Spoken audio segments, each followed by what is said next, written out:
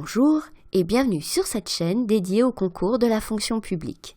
Alors aujourd'hui, je vais faire un petit point sur les sujets qui ont un rapport avec l'éducation nationale.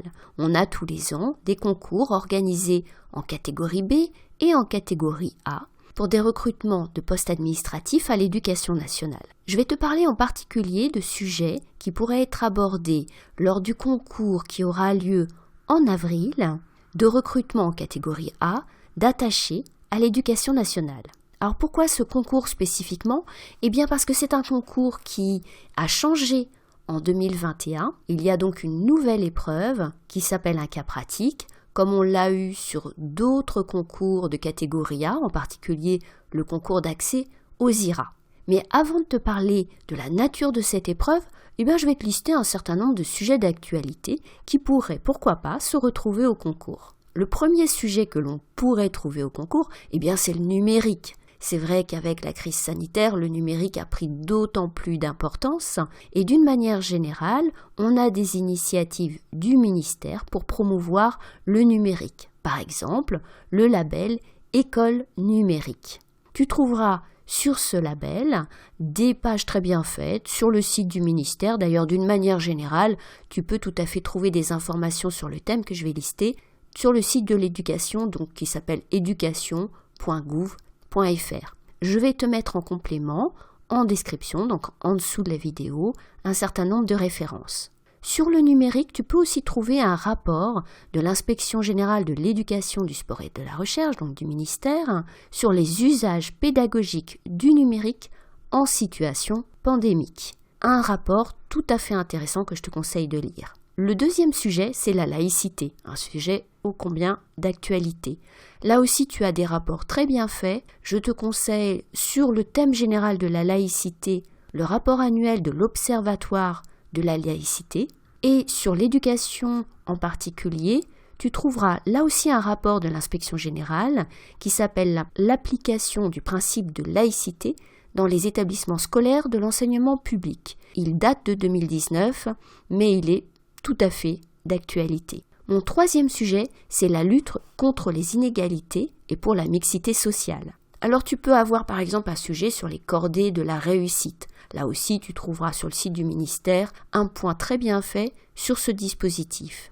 Je te cite un dispositif un peu moins connu mais tout à fait intéressant également, qui est celui des collèges multisecteurs qui concerne en fait Paris. Et je te mets donc en description de ce podcast une étude de l'Institut des politiques publiques très bien faite sur le résultat de cette expérimentation de collèges multisecteurs. Toujours dans le domaine de la lutte contre les inégalités, pour une école inclusive, il y a bien sûr le sujet du handicap. Tu vas trouver sur le site du ministère un point très bien fait sur l'école inclusive, avec en particulier le comité national de suivi qui a eu lieu mi-2020. Et tu peux trouver également un rapport du Conseil économique, social et environnemental sur ce thème de la prise en charge des jeunes en situation de handicap en milieu scolaire. Enfin, mon cinquième sujet, c'est le service national universel. Alors tu peux te demander pourquoi je propose ce sujet-là sur un concours du ministère de l'Éducation nationale.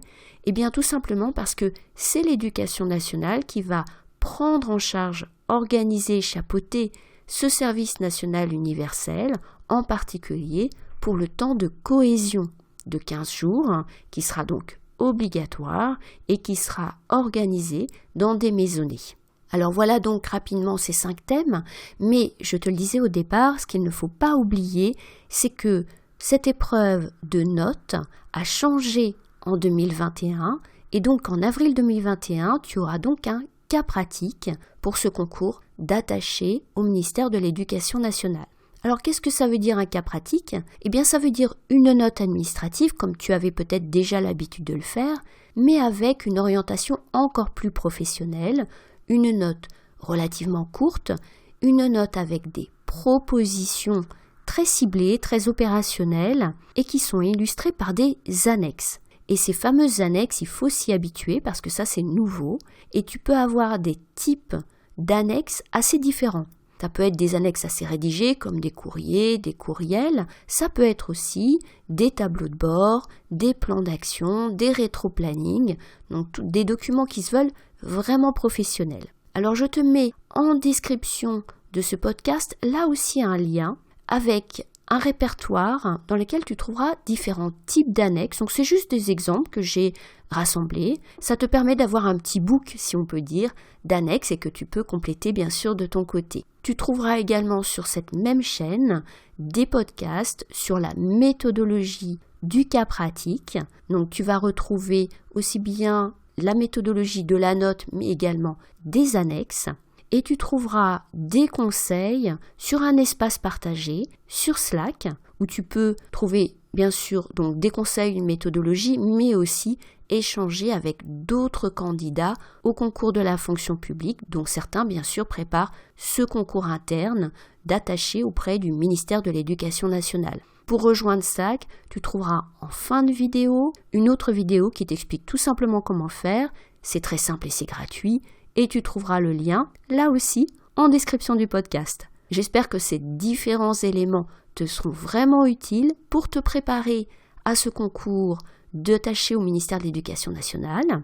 Si ce podcast t'a intéressé, bien sûr, n'oublie pas de le liker, de le partager, de le commenter, de t'abonner à la chaîne si tu veux être au courant des prochains podcasts. Et j'aborde souvent donc des sujets d'actualité ou des sujets sur la méthodologie des épreuves de concours, en particulier des épreuves de notes sur dossier. Et puis il me reste à te dire à bientôt sur YouTube et puis à bientôt sur Slack.